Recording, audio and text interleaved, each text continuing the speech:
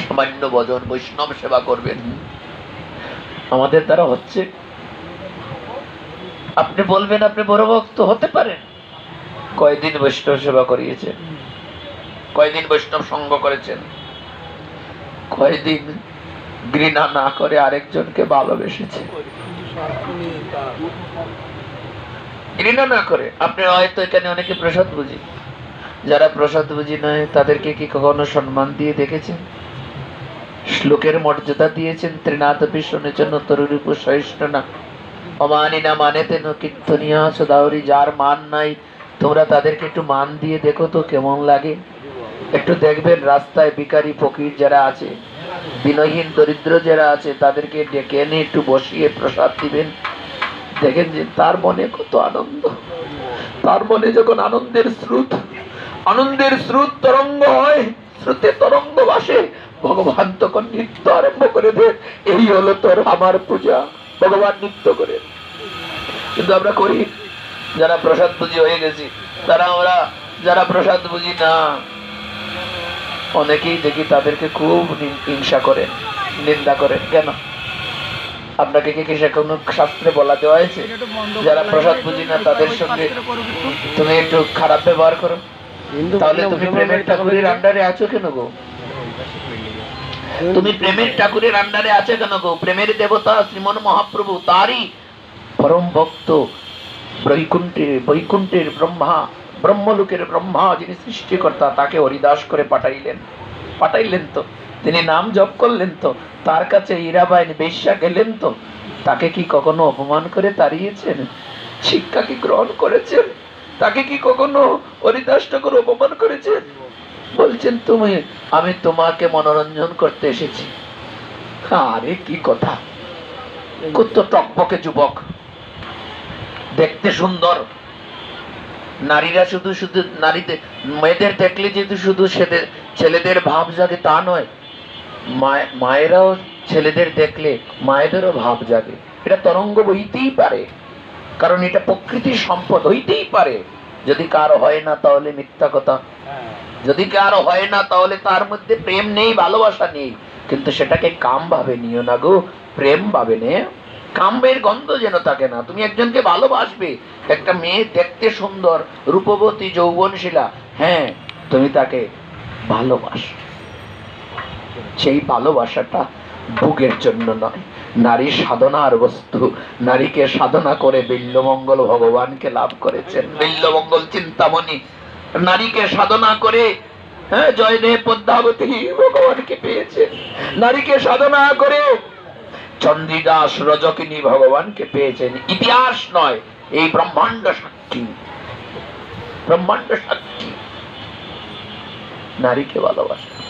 তা আপনি তো ভালো প্রেমের ঠাকুর কে জানলেন না। হরিদাস ঠাকুরের কাছে গেলেন, মাতা হীরাবাই যিনি বেশ্যাবৃত্তি করতেন, প্রতিদিন এক একটা যুবককে, এক একটা পুরুষকে তিনি তার লালসার খাদে পালাতেন। সেই লালসায় লালসিত হয়ে অর্থের লোভে, সম্পদের লোভে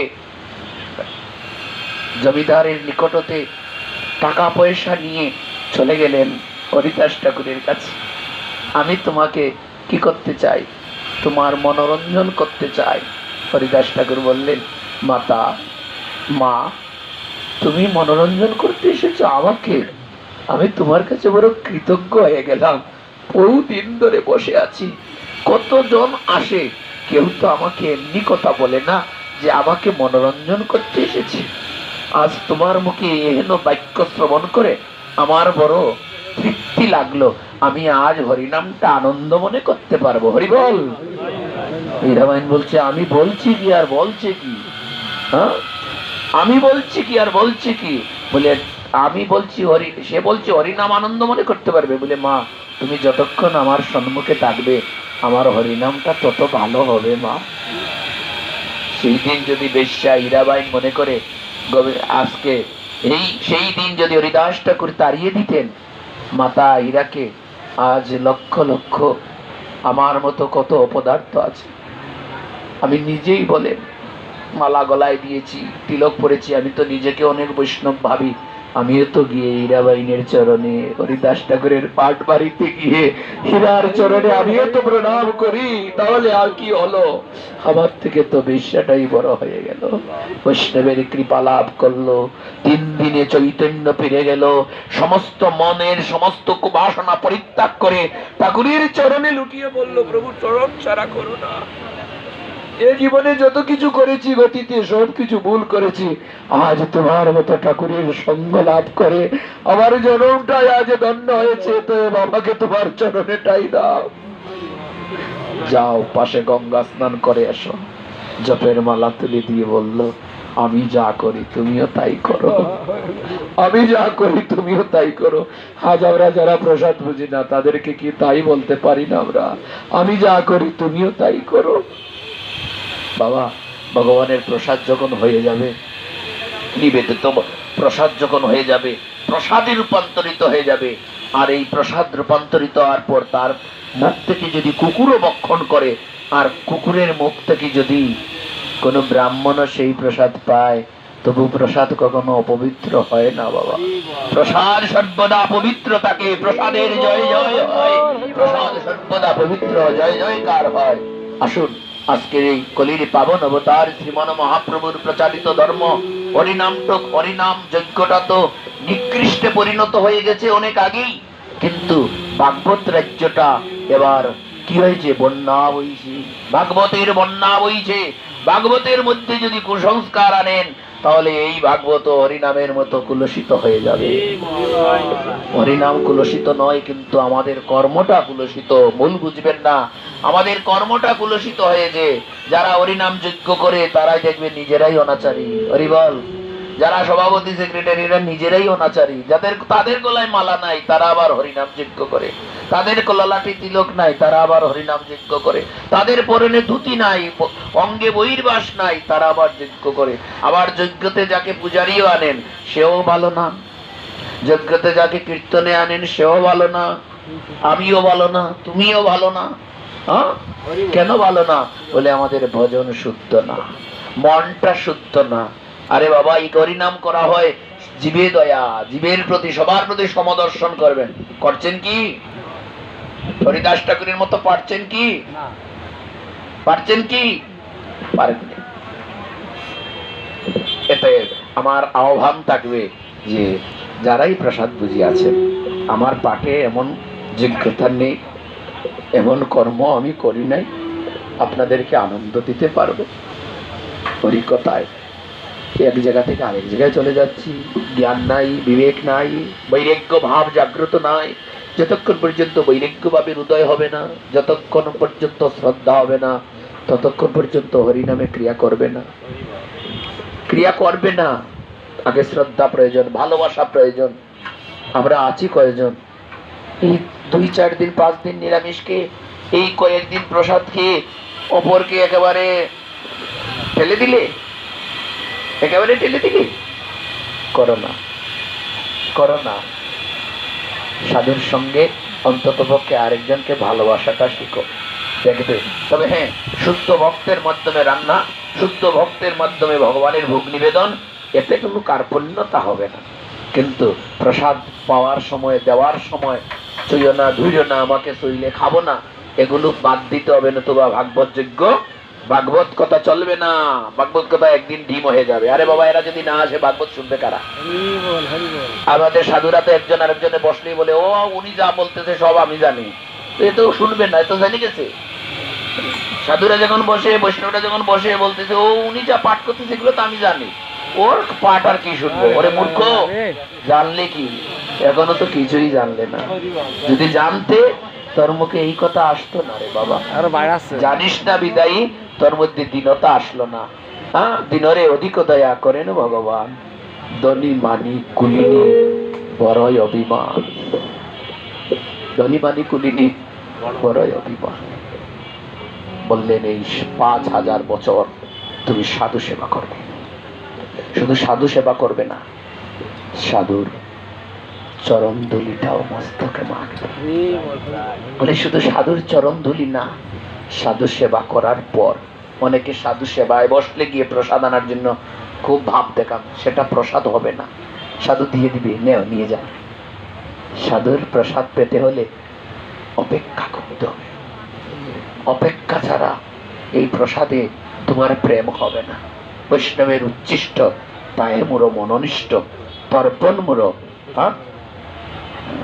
বৈষ্ণবের নামেতে উল্লাস।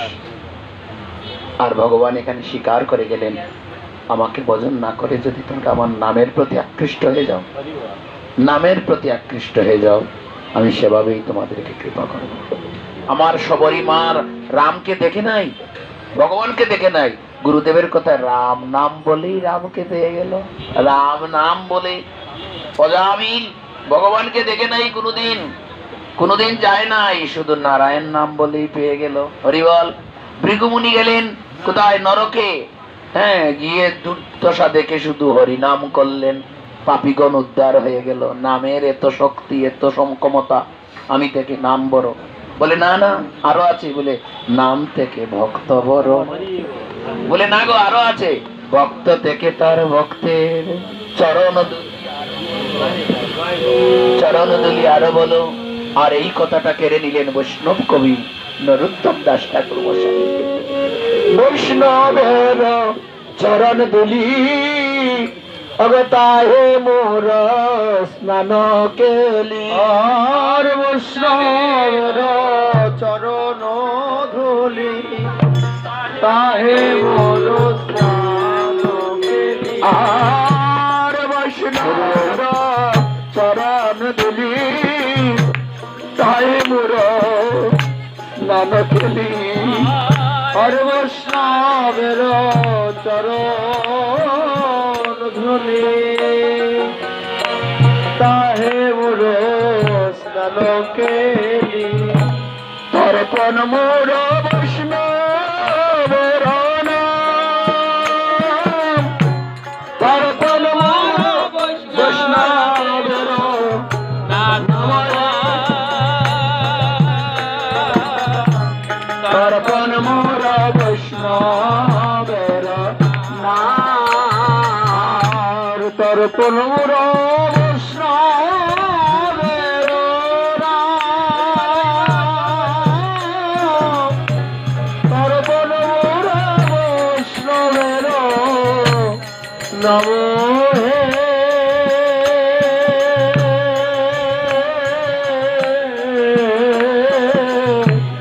তর্পণ মোর বৈষ্ণবের নাম। বৈষ্ণব ঠাকুর আমায় কৃপা করো, বৈষ্ণব ঠাকুর আমায় কৃপা করো। আমি বহু জন্মে ওই অপরাধী, বৈষ্ণব ঠাকুর আমায় কৃপা করো। আমি বহু জন্মে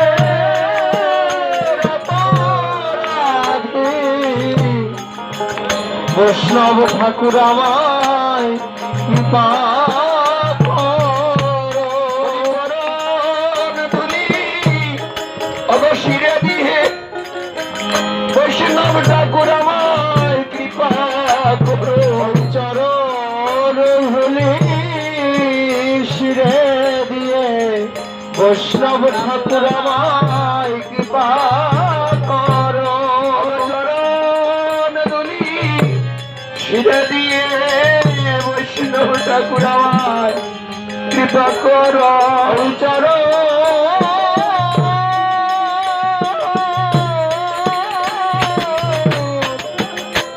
ধুলি শিরে দিয়ে বৈষ্ণব ঠাকুর আমায় কৃপা করো। তোমার দয়া করার স্বভাব আছে, তোমার দয়া করার স্বভাব আছে, দয়া করার স্বভাব আছে, দয়া করার স্বভাব আছে।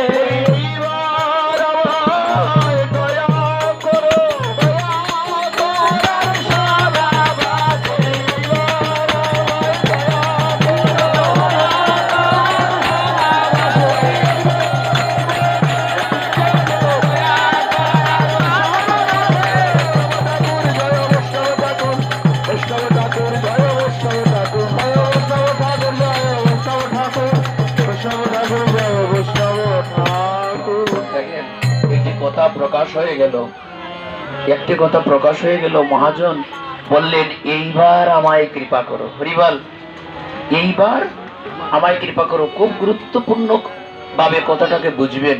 মনে পড়ে গেল, এইবার আমায় কৃপা করো। কথাটা হলো এইবার। কেন এর আগের বার তুমি চাও নাই? বলে না, এর আগের বার আমি চাইতে পারি নাই। আমি যখন এইবার ভক্ত সঙ্গে বসলাম, আমি অঙ্ক করে দেখলাম এর আগের বার আমি ভক্ত সঙ্গে ছিলাম, নতুবা আমার ভক্ত সঙ্গ হওয়ার কথা নয়।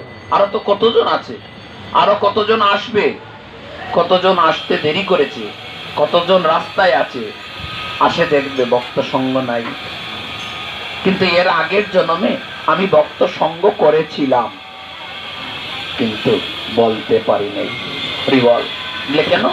বলে যখন সাধুরা এর আগের জন্মে সাধু সঙ্গ করতে করতে এইভাবে আসন বসনে পরিপূর্ণতা লাভ করেছিল, তখন আমি কোনো পোকা বা কীট হয়ে সাধুর চরণের নিচে ছিলাম, কিন্তু কথা বলতে পারি নাই।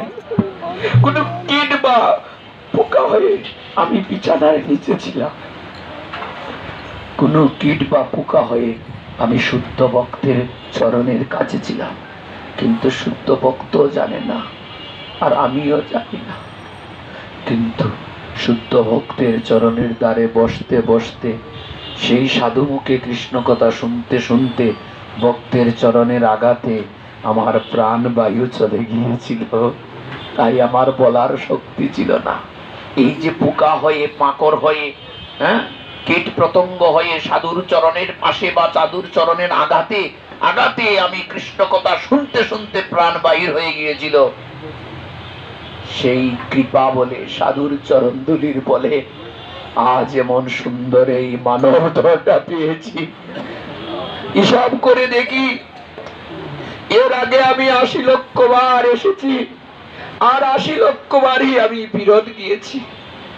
80 লক্ষ বার এসেছি, 80 লক্ষ বারই আমাকে ফিরত পাঠানো হয়েছে।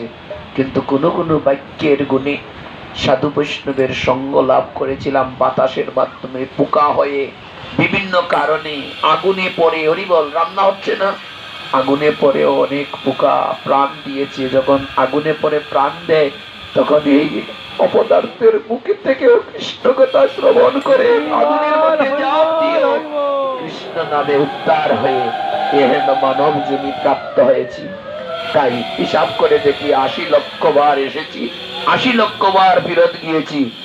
আর 80 লক্ষ বার পরে যখন বহু সুকৃতি একত্রিত হয়েছে, হওয়ার পরে এমন জন্ম পেয়েছি, আর এমন জন্মে এমন সুকৃতি একত্রিত হয়েছে, এমন গুরুদেবের চরণে আশ্রয় গ্রহণ করেছি, এমন গুরুদেবের চরণে আশ্রয় গ্রহণ করে এমন রতিমতি হলো, এহেন সাধু সঙ্গের প্রতি আমার মন বসে গেল।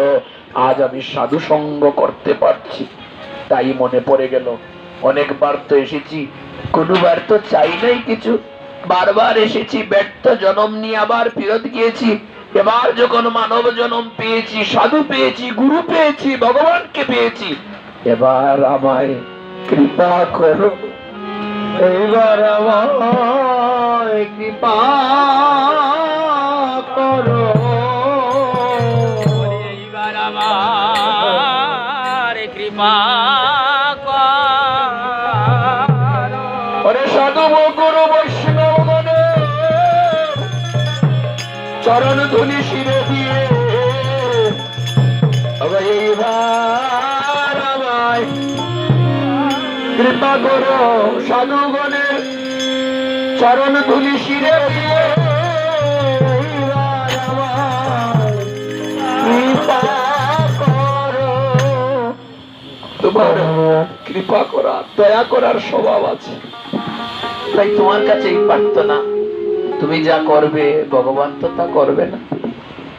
ভগবানের প্রণাম মন্ত্রে আছে, হে কৃষ্ণ করুণা সিন্ধু দীনবন্ধু জগৎপতে। কিন্তু তুমি যে বৈষ্ণব ঠাকুর গো, তোমার মহিমা যে অনেক গো, তোমার প্রণাম মন্ত্রে তো করুণা নেই, তোমার প্রণাম মন্ত্রে করুণা সিন্ধু নেই। তোমার প্রণাম মন্ত্রে আছে বাঞ্ছা কল্প তরুবৎস কৃপা সিন্ধু বচ পতিতানাং পাবনেভ্যো বৈষ্ণবেভ্যো নমো নমঃ। আমি পতিত, অগো তুমি পাবন পাবন, বলি আমি পতিত তুমি পাবন, আমি পতিত তুমি পাবন, আমি পতিত তুমি পাবন। নামটি হলো পতিত পাবন, আমি পতিত তুমি পাবন, নামটি হলো পতিত পাবন, আমি পতিত তুমি পাবন, নামটি হলো পতিত পাবন, আমি পতিত তুমি পাবন, নামটি হলো পতিত পাবন, আমি পতিত তুমি পাবন।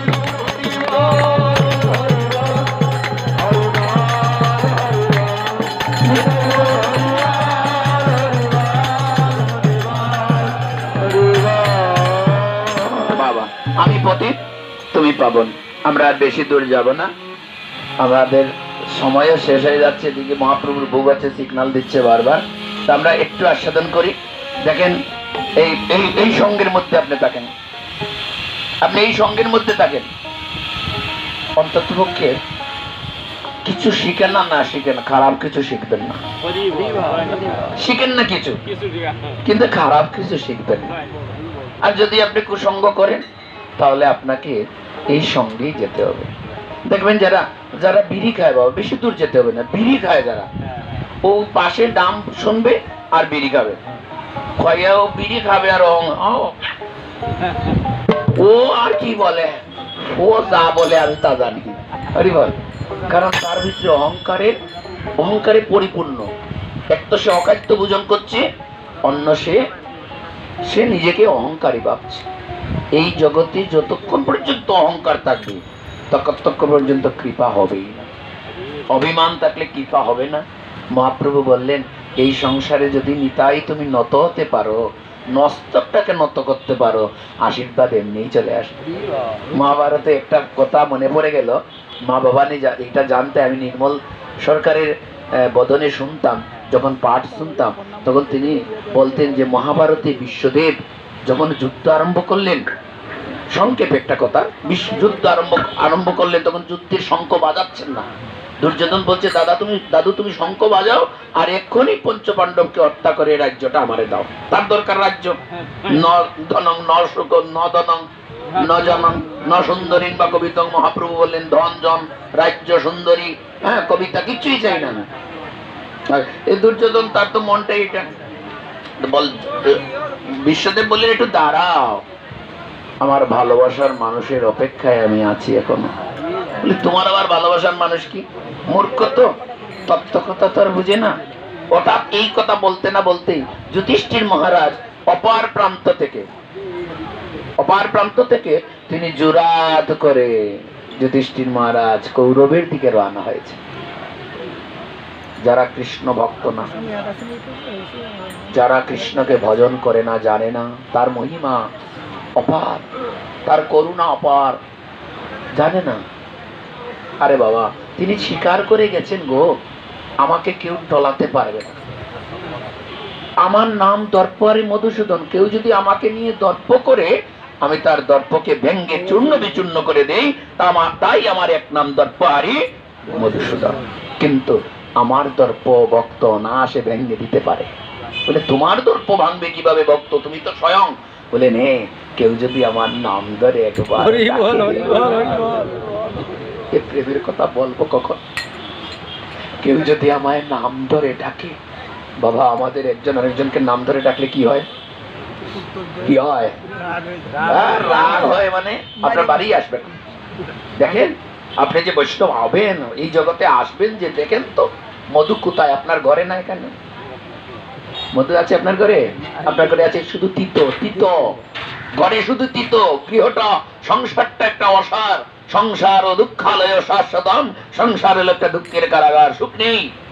এই জায়গায় আসুন, এই জায়গায় আসুন, কিছু পান আর না পান মনের সুখটা কিছু কিছু পান আর না পান মাথার অহংকারের বোঝা কিছু সময় কমে যাবে। কিছু পান আর না পান ভগবানের অমৃত তো পাবেন, আর কিছু পান আর না পান ভগবানের ভক্তের চরণামৃত তো পাবেন। হ্যাঁ, কি করবে? ভগবান বললেন, ভক্ত বলে কি বললে তুমি? বলে কেউ যদি আমায় নাম ধরে ডাকে। বলে ভগবানের এক নাম কি? গোবিন্দ। আচ্ছা, আমরা গোবিন্দ বলে ডাকি না, আর নাম ধরে ডাকি না? ভগবান তো রাগ করতে পারতো, কৃপা না করতে পারতো? বলে গোবিন্দ বলে কেউ যদি আমায় একবার ডাকে, একবার ডাকে, গোবিন্দ বলে যদি একবার ডাকে, এ শ্রীদাম সুদাম দাম বসুদাম, আমি শুধু অহংকারেরই পতন করি না, আমি তার চরণের দাস হয়ে যাই, দাস হয়ে যাই তার চরণে। একবার গোবিন্দ বলে যদি কেউ ডাকে আমার। বিশ্বদেব যুধিষ্ঠির আসতেছেন, দুর্যোধনের সবাই যারা আছেন, যুদ্ধে যারা অংশগ্রহণ করছেন, কেউ তো আর কৃষ্ণ ভক্ত না। বলে কেন? বিশ্বদেব বলেন না, পেয়েও হারিয়ে গেল।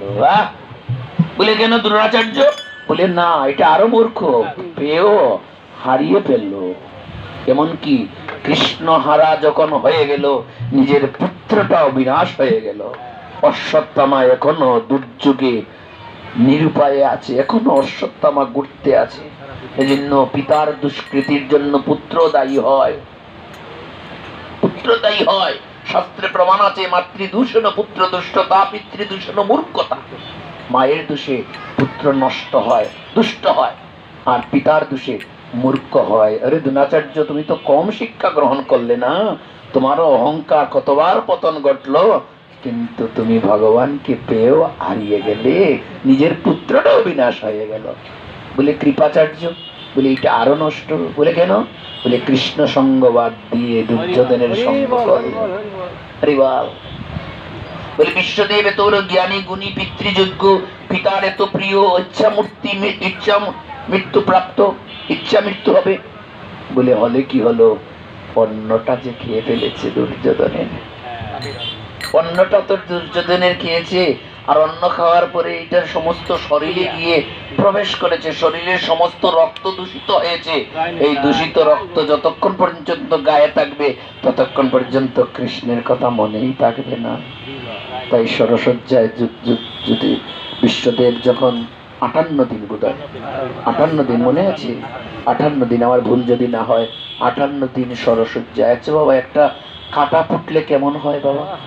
একটা বেলের কাঁটা, একটা লেবুর কাঁটা যদি গায়ে ফুটে দেখেন তো আপনি নড়তে পারেন কি? সেই ধরনের সরসজ্জায় কষ্ট পেয়ে রক্তপাত হতে লাগলো। বিশ্বদেবকে বলা হলো, তোমার শরীর থেকে তো রক্ত গেল। বলে রক্তটা সমস্ত রক্ত দূষিত ছিল, তাই দূষিত রক্তটাকে বাইর করে দেওয়া হচ্ছে। যখন দূষিত রক্ত সব বাইরে চলে যাবে, তখনই আমি দ্রৌপদীর কাছে ক্ষমা চাইব। সেদিন আমি দ্রৌপদীর কাছে ক্ষমা চাইব। নারীর মর্যাদা রক্ষা করতে পারি নাই, আমি নারীর মর্যাদা রক্ষা করতে পারি নাই। যে নারীর মর্যাদা রক্ষা করতে পারে না, সে তো অসুরে গণ। পেলেন না, পেলেন না। সেই যুধিষ্ঠির মহারাজ যখনই আসতে লাগলেন, সবাই বলছে দেখো যুদ্ধে পরাজয় হয়ে গেছে। প্রথম দিনই ভীতু হয়ে জুরাত করে আমাদের কাছে চলে আসছে। আসিয়া প্রথমেই বিশ্বদেবকে প্রণাম করল। রথে ছিলেন, কেউ কাউকে যদি প্রণাম করে বাবা, অন্তত পক্ষে নিজেকে অহংকারী বলে দাঁড়িয়ে থেকো না। প্রণাম পাওয়ার যোগ্য তুমি না। তোমাকে শ্রদ্ধা ভরে কেউ যদি প্রণাম করে, সেটা রাখার অধিকারও তোমার কাছে নাই, কারণ তুমি তো তোমার ভান্ডে রাখতে পারবে না। তাই দেখবেন সাধুজনকে প্রণাম করলে সাধুরা প্রণাম নেয় ঠিকই, সাথে সাথে বলে গোবিন্দ চরণে দিয়ে দাও, গোবিন্দ চরণে পৌঁছে দাও, পৌঁছে দাও। যখন প্রণাম করেছে, বিশ্বদেব তাড়াতাড়ি নেমে এসছেন, আসিয়া আশীর্বাদ দিয়ে দিলেন, জয়ী হও পুত্র। কৃপাচার্যকে প্রণাম করলেন, দ্রোণাচার্যকে প্রণাম করলেন, জয়ী হও পুত্র বলে আশীর্বাদ দিয়ে দিলেন। দুর্যোধন পাশে থেকে বলছে, তোমাদের আর যুদ্ধ করতে হবে না, যুদ্ধের আগেই তোমরা বিজয়ের আশীর্বাদ দিয়ে দিয়েছো, তাহলে যুদ্ধ করে দরকার কি? তোমরা কি আমার পক্ষে না তার পক্ষে? বিশ্বদেব বললেন, ওরে মূর্খ, যার সারা জীবনই মূর্খ থাকবে। যুধিষ্ঠির তো আমাদের ছোট রে, আদরের স্নেহের ভালোবাসার, আদরের স্নেহের ভালোবাসার। তাই আমাদের কাছে যখন প্রণাম দিয়েছে, আশীর্বাদ না দিয়ে পারি বলতো? আচ্ছা শুনতো দুর্যোধন, তুই তো যুধিষ্ঠিরের ছোট ভ্রাতা, তোর বড় ভাই তো যুধিষ্ঠির তোর রথের পাশেই তো এসেছিল, একটু রথটাকে নামিয়ে যদি একটু প্রণামটা দিতে পারতে, তাহলে যুধিষ্ঠির তোকে বিজয়ের আশীর্বাদ দিয়ে দিত। অতি দর্পে অতলঙ্কা অতি মানে কৌরবা, অতি মানে কৌরব, বিজয়ের আশীর্বাদ তোকে দিয়ে দিত। এতে একজন আরেকজনকে নমস্কার করলে, প্রণাম করলে বৃথা যায় না, আশীর্বাদ হয়ে যায়, আশীর্বাদ হয়ে যায়। এহেন ভক্ত সঙ্গে ভগবান আজ ভক্ত গৃহে সেবার জন্য প্রস্তুত হলেন। ভক্তের গৃহে সেবার জন্য, এটা অনেক কথা একদিন বলবো। আজকে আমি অত্যন্ত আনন্দিত, ঠিক তদ্রুপভাবে আমার অত্যন্ত স্নেহধন্য, আমার অত্যন্ত প্রিয়জন শুভঙ্কর গৌরহরি, তার কারণেই আজকে আপনাদের মতো ভক্তদের সঙ্গে কথা বলতে পারলাম, সামনে কথা বললাম, তাকেও আশীর্বাদ জানাই। তার জন্য মাঝে মাঝে এভাবে স্কুল বন্ধ হয়ে যায়, মাঝে মাঝে এভাবে স্কুল বন্ধ হয়ে গেলে আমারে ডাক দিবে। আর আরেকটা হলো আমার প্রিয় সুজিত, সুজিত, ও সুজিত, সুজিতেরও যেন মাঝে মাঝে বন্ধ হয়, তাহলে আমি চলে আসবো হরিবল, তাহলে আরেকদিন আপনাদের সঙ্গ করব। এইভাবে তারা দুটি প্রাণ, আমার অত্যন্ত প্রাণের লোক, এদেরকে বকাবকি করি, প্রচুর গালাগালি করি, এদের কাছে ক্ষমাও চেয়ে নিলাম। আপনারা বলবেন আমি ক্ষমা চেয়ে নিয়েছি তাদের কাছে, যেন আমাকে ক্ষমা করে দে। আমার প্রিয় বন্ধু বেল্লমঙ্গল ও আমার আরেকটা প্রিয় সম্পদ, এই জগতের, এই বাংলার প্রিয় সম্পদটাকে আমরা সবাই ভালোবাসি, আর আমি একটু গালাগালি করি, এটা আমার স্বভাব। তো তার কাছে আমি আশীর্বাদ চেয়ে নিলাম। আর আপনারা সকলের চরণের ধুলি মস্তকে ধারণ করে আমরা মহাপ্রভুর সেবার দিকে নজর দিচ্ছি। হরিবল। সংক্ষেপে হরিবল, খুব সংক্ষেপে